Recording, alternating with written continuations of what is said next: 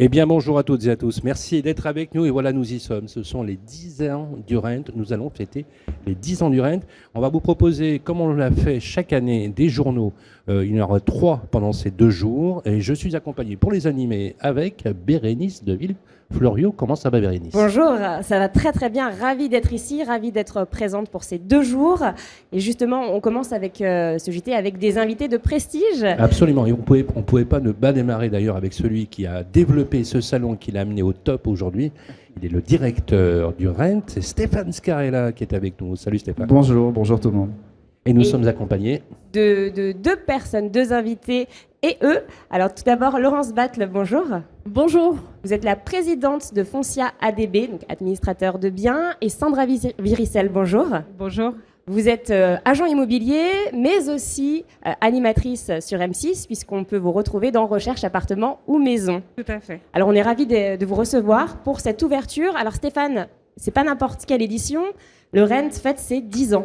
Absolument, 10 ans. On a démarré, c'était pas moi à l'époque, mais Hervé Parent a lancé ça en 2013. On voit que c'est les 10 ans. Voilà. Oui, j'ai fait un effort. Tu es juste magnifique. J'ai fait un effort.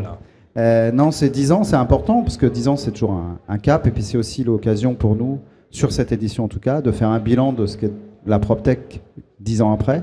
Qu'est-ce qu'elle a fait de bien? Qu'est-ce qu'elle va faire demain? Donc c'est l'occasion de se poser. C'est aussi l'occasion pour moi, au moment de démarrer cette édition, de remercier les 400 exposants qui sont présents, dont évidemment Foncia. Il y a beaucoup de nouveaux exposants, donc ça c'est une richesse pour nous, mais c'est, je pense, aussi très important pour la PropTech. Et puis on aura probablement 12 000 participants, parce qu'on était à 11 000 et des poussières hier. Donc, de nouveaux exposants qui sont des gros poissons, on va dire, hein. Oui, c'est des exposants qui ont aussi compris que Rennes, c'était l'occasion à la fois de montrer son innovation et de partager aussi sur les enjeux qui sont de l'innovation technologique, mais pas que, des enjeux d'innovation environnementaux, sociétaux, etc., etc. Donc on est très contents. Ce qui est intéressant, en fait, c'est que tu as fait évoluer un peu le modèle vers l'innovation, toute forme d'innovation, en social, technique, fonctionnelle aussi. Et alors, il y a aussi un programme aujourd'hui, c'est un programme très développé d'ateliers et de conférences plénières. Ouais. Et en plus, en fin de journée, alors je vais interviewer le ministre du Logement à 17h ici. Et il fera le tour des startups pour prendre le pouls, finalement, de l'innovation. Tu peux nous en dire quelques mots? Alors, c'est vrai que c'est un moment aussi important, les 10 ans, parce qu'au-delà du fait que Rennes, depuis 3 ans, est parrainé par Emmanuel Macron, qui en soi positionne et légitime l'événement, au même titre qu'un Vivatech ou quelques événements comme ça qui sont mis en avant. Cette année, on a la chance de recevoir le ministre du Logement. Il vient parce que voilà, il veut aussi délivrer un message autour de l'innovation, au service et des professionnels et des particuliers, évidemment, au bout de la chaîne. Ah, c'est ça. Donc il y a une reconnaissance politique. Il y a une reconnaissance politique. Je crois qu'il y a 4 ou 5 députés qui, sur les 2 jours, sont présents. On a d'ailleurs Marjolaine Ménimé qui porte aussi les projets de rénovation énergétique. François Jolivet, qui est vice-président de la Commission des Finances, qui connaît bien l'immobilier. Avec Sud Radio, comme tu le sais, on va délocaliser 4 heures d'émission avec Cécile de Minibus sur les vraies voies et les 2 heures qui vont être consacrées de 19h à 21h, justement, sur les problématiques du logement et de la crise du logement. Alors justement, c'est la question que je vais poser à nos invités. Ça n'a échappé à personne, parce qu'avec Stéphane, on s'était dit la chose suivante avec la rédaction. On s'est dit, OK, on est en crise, il y a une crise évidente, on ne va pas faire un déni de réalité, soyons très clair, mais soit on va agir, soit on va subir. Donc on a décidé d'agir de façon positive et de façon constructive. Et d'ailleurs, ce rendez-vous de la PropTech permet justement de doper l'efficacité et les résolutions constructives que prennent les opérateurs aujourd'hui, qu'ils soient industriels ou pas. Laurence, vous êtes à la tête de Foncia aujourd'hui.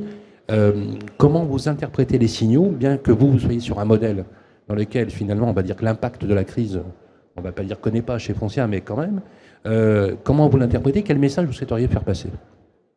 Alors, effectivement, Foncia, on est sur un modèle d'abord porté par l'administration de biens et ensuite par la transaction. Donc, de fait, on est sur un modèle un peu plus résilient que les seuls agents immobiliers.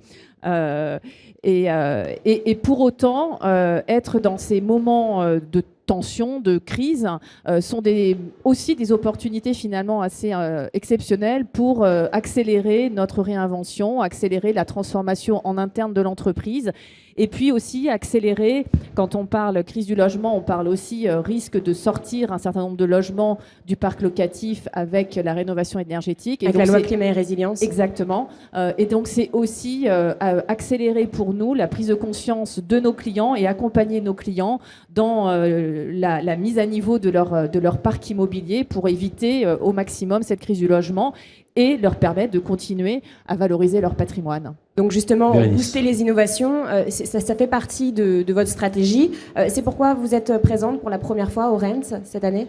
Alors absolument. En fait, quand vous avez le leader de l'administration de biens, qui est Foncia, qui s'auto-disrupte et transforme en profondeur le métier de l'administration de biens, en fait, pour nous, c'était vraiment une évidence d'être là, Stéphane. Autodisruption, c'est bon ça. Autodisruption. Alors c'est quoi exactement. l'autodisruption chez Foncia ? Exact. Alors, en fait, l'administration de biens, on est sur un métier qui est ultra réglementé, ultra technique, hein, et ça fait 50 ans que Foncia a un savoir-faire immense, porté aujourd'hui par 8000 collaborateurs. Et il y a 5 ans, sous l'impulsion de Philippe Salle, hein, on a décidé de lancer cette immense transformation en profondeur de nos métiers pour être en harmonie, pour répondre aux attentes et des clients et des collaborateurs en matière d'instantanéité, de transparence, d'automatisation, de qualité de service, d'expérience collaborateur.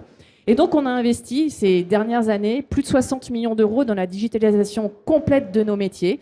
C'est un projet qui s'appelle Millennium, qui aujourd'hui existe, qui est déployé dans 85% de nos agences. 2,5 millions de nos clients ont accès à leur interface MyFoncia. En gros, ils ont tout dans la poche, tout sur leur interface. Et ça sera 100% d'ici la fin de l'année. Donc, on a complètement réinventé la façon dont on travaille le métier d'administration de biens à partir de l'expérience client et de l'expérience collaborateur. Donc, pour nous, être au Salon Rent, 10e édition du Salon Rent, première participation pour Foncia, c'est la nouvelle ère et c'était une évidence. Il faut espérer qu'il y a certains exposants qui ne mettront pas 10 ans à venir sur le salon. Donc on est ravis que vous soyez là parce que, effectivement, vous l'avez rappelé, vous êtes le tracteur du marché en matière d'administration de biens. Et l'administration de biens, c'est le secteur qui a pris le plus d'injonctions normatives, mais fiscales, techniques, etc. Ça devient presque un sacerdoce de pratiquer ce métier. Mais les agents immobiliers ne sont pas épargnés par la crise actuelle, mais il y a aussi une façon de prendre le marché différemment. Il y a une chose que j'aime bien chez toi, Sandra, c'est que tu vois toujours les choses telles qu'elles pourraient être et jamais telles qu'elles sont. Alors, on va le dire pour ceux qui nous écoutent, parce que bien sûr, on ne fera pas un déni de réalité. On voit bien que les agents immobiliers sont tendus, pour être très clair. Comment on peut traiter les choses de façon sereine, proactive et constructive? Alors, je pense que déjà, ça part par du réalisme. Il faut être conscient de la situation dans laquelle on est. On en parlait il y a 1 an, on était dans les prémices de cet énorme bouleversement de marché. Aujourd'hui, ce qu'il faut, c'est pas rester dans l'immobilité, à la fois imaginer ce qu'on peut faire en tant qu'agent immobilier pour se réinventer, utiliser les nouvelles technologies pour justement rayonner un peu plus, aller chercher le prospect, parce qu'aujourd'hui, il faut être proactif pour aller chercher l'acquéreur. Il faut aussi essayer de se réinventer dans notre image, dans notre façon de travailler, en profondeur, et aussi reprendre les fondamentaux, c'est-à-dire reprendre notre vrai métier d'agent immobilier, être acteur au niveau local dans nos communes ou dans nos quartiers, et puis montrer qu'on est aussi demain les acteurs de la rénovation de nos villes et de nos villages ou des quartiers dans lesquels on est, parce que la rénovation énergétique, ça passe aussi par nous, par nos estimations, par nos conseils. Je pense que ce font aussi vos agents au niveau de vos agences Foncia. C'est hyper important aujourd'hui d'être le messager et provoquer justement tous ces changements et être à l'initiative de la ville de demain. Justement, voilà. Pardon Bérénice, tout bouleversement est propice au changement. Vraiment. Donc, est-ce que finalement, ce que tu as dit, une chose importante, c'est qu'on redécouvre les parties de l'acquéreur finalement. Ouais. Parce que on les avait un peu oubliés. Mais tu m'avais expliqué que finalement, il y a beaucoup d'agents immobiliers qui mettaient des biens en vitrine, ça se vendait très facilement. Et là, on redécouvre en fait les vertus de l'acquéreur. Est-ce que c'est pas une opportunité pour les agents immobiliers de revenir aux fondamentaux de leur métier? je pense, et très clairement, il faut revenir aux fondamentaux de notre métier. C'est essentiel aujourd'hui pour survivre. On ne peut pas rester immobile à attendre que le client pousse la porte et vienne acheter l'appartement ou la maison qu'on a en vitrine. On ne peut plus attendre ça. Il faut aller le chercher maintenant. Il faut aller le chercher, d'autant plus qu'on se rend compte que la nouvelle génération n'est pas proactive dans ses démarches de recherche. On a digitalisé beaucoup on voit bien, on met nos critères de recherche et on attend que les annonces viennent à nous pour se déplacer, faire une visite. Et c'est à nous justement d'aller solliciter l'acquéreur et de connaître nos futurs acquéreurs, comment ils sont et leur comportement, et de s'adapter à eux justement. Laurence tout à l'heure évoquait donc les innovations et disait que les collaborateurs étaient demandeurs de ces innovations. Toi qui as fondé et qui dirige aussi des agences immobilières, est-ce que c'est le cas aussi pour tes agences ? Quel est l'objectif de ta venue au Rent ? Alors moi, le Rent, je viens depuis longtemps. Voilà. Alors pas au tout début, mais je pense depuis bien 8 ans. J'ai vu évoluer, notre métier s'est transformé et le Rent, c'est vrai que c'est la meilleure vitrine quand on est agent immobilier pour venir voir les innovations, celles qu'on peut appliquer à notre niveau, parce qu'il ne faut pas rêver, en fonction de la taille de son agence et de son mode de fonctionnement, on ne peut pas tout utiliser tout le temps. Oui, puis il y a aussi une histoire de coût, faut être conscient. Mais aujourd'hui, on se rend compte que notre métier a été complètement transformé par la nouvelle technologie. Et justement, il faut qu'on utilise tout ça pour aller plus loin dans nos démarches et approfondir la qualité de professionnel de l'agent immobilier à travers les outils qu'on nous propose au Rent. Laurence, c'est pour moi essentiel. Laurence, à l'instar de ce que vient de nous dire Sandra, quand on s'appelle foncière et qu'on vient sur le salon Rent, qu'est-ce qu'on vient y chercher, outre le fait que vous vous auto-disruptez? Pourquoi on est sur Rent? Qu'est-ce qu'on vient y chercher? Quelles sont nos attentes? En gros, c'est à la fois être inspirant et être inspiré. Être inspirant parce que, encore une fois, vous l'avez dit, on est un peu le tracteur, le numéro 1 et donc être inspirant pour les autres acteurs de l'immobilier, notamment de l'administration de biens, et voir qu'on peut faire évoluer ce métier, voir qu'on peut rendre ce métier plus attractif, qu'on peut être administrateur de biens aujourd'hui, profondément tech, profondément dans le 21e siècle et aussi profondément ancré dans les fondamentaux du métier sur le terrain auprès de nos clients, être un acteur leader qui réinvente l'expérience client aussi. On est venu ici Foncia, mais en fait, on est venu dans une optique un peu one marketplace avec l'ensemble des acteurs de notre groupe qui peuvent proposer à nos clients des solutions à chaque parcours de leur vie immobilière.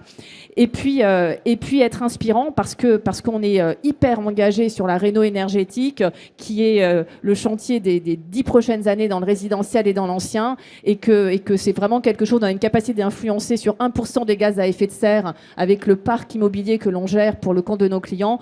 Donc on veut vraiment embarquer au maximum et nos clients et la profession dans cet enjeu. Et puis être inspiré, parce que ça foisonne d'énergie, d'innovation, d'idées, et qu'on a besoin aussi de s'alimenter, de s'enrichir de l'expérience des autres pour continuer à imaginer demain.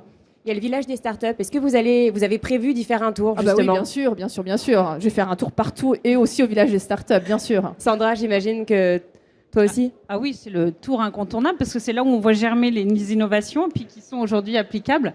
C'est vrai. Est-ce qu'il y a des choses qui t'ont marqué l'an dernier par rapport à, justement, que tu avais repéré? Tu sais, comme tu viens chaque année, je sais que tu regardes toujours les innovations et tu vois comment elles évoluent. Alors, je suis un peu égoïste, je regarde surtout ce que je pourrais appliquer aussi demain dans mon activité. Oui. Non, mais c'est logique. C'est bien de le dire. Oui. J'avoue. Alors là, ce qui m'intéresse beaucoup, c'est un petit peu les évolutions dans tout ce qui est justement traitement du client, l'intelligence artificielle, je pense que ça arrive aussi beaucoup. Donc c'est un enjeu de demain aussi pour notre activité. Donc j'aimerais voir ce qui est sorti. Puis bien sûr, dans la digitalisation et la diffusion de nos annonces, toujours aller plus loin dans la qualité des images, du type de vidéo qu'on peut proposer, des supports qu'on a, etc. Voilà. Il y a tout ça. On va devoir conclure notre journal parce qu'on a un gros programme. Merci à toutes les deux d'être passées sur le Rent Channel. On va annoncer un petit peu le programme de la journée. Stéphane, alors on a deux moments forts. Il y a les politiques, bien sûr, parce que ça, c'est aussi la reconnaissance, bien que le président de la République avait donné son patronage depuis plusieurs années. Il faut le dire. 3 ans. Voilà. C'est vrai que les ministres se suivent, mais ne se ressemblent pas.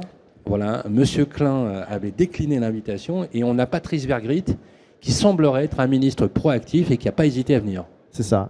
Voilà, Donc, on est a content Marjolaine qu'il soit là. Meunier-Milfer qui sera avec nous, avec Cécile de Minibus ce soir, Ouais. dans les vraies voies. Et on a tout un programme heure par heure sur des thématiques. Tu nous en dis quelques mots. Alors, on a un programme assez riche. Il y a 40 conférences et ateliers sur 2 jours et une grille des programmes sur la Rennes Channel, évidemment, en direct. On va beaucoup parler des sujets que vous avez évoqués. Évidemment, l'intelligence artificielle, elle est au cœur des conférences et des ateliers. On va aussi beaucoup parler, c'est le fil vert de ces 2 jours, des enjeux environnementaux et sociétaux.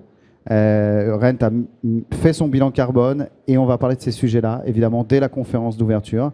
Donc, c'est des thématiques qui vont revenir comme ça en pointillé. Il y a aussi les 3 prix. J'oublie pas, hein, cette année, il y a 3 prix qui vont être remis en fin de journée aujourd'hui. Le prix de la start-up de l'année avec Orpi et Rent. Le prix de l'innovation avec le SNPI et Rent. Et ce nouveau prix qu'on appelle PIS, prix environnemental et sociétal, qui sera remis par Procivis en fin de journée. Donc ça, c'est des momentum un peu forts. Et puis, parce que c'est les 10 ans et que malgré le fait que nous sommes en crise et que notre mission à nous, c'est aussi peut-être de redonner un peu le sourire pendant 2 jours et faire en sorte que les milliers de professionnels qui sont là s'oxygènent un peu le cerveau, il y aura un moment important de 19h à 21h30, puisque pour les 10 ans, on fait une nocturne, qui permettra de prolonger le networking au-delà des 19h. Et nous, on vous promet qu'on rajoutera un peu de convivialité à tout ça, parce que c'est absolument Avec un pas gâteau, notamment. incompatible. Alors, Bérénice, on a aussi un programme sur le plateau de Radio Imo, puisque successivement, la planète va s'y retrouver également. On va recevoir également le président de la Fédération française du bâtiment. C'est la première fois qu'il vient.